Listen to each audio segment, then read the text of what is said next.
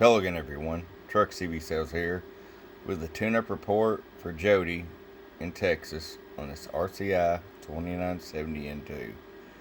Jodi, got it ready to go for you, bud? I think you're going to like it. It's going to work out good for your setup we talked about on the phone. One more of these. I've got one more of these and there is no more. They discontinued the N2 and that's it.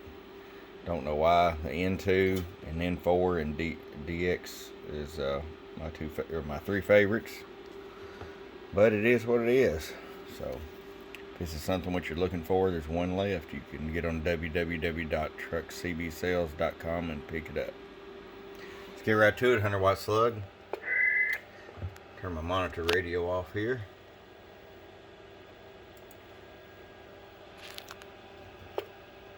Five watts all the way down for you, Jodi. That way if you decide to run an amp, you have full adjustability.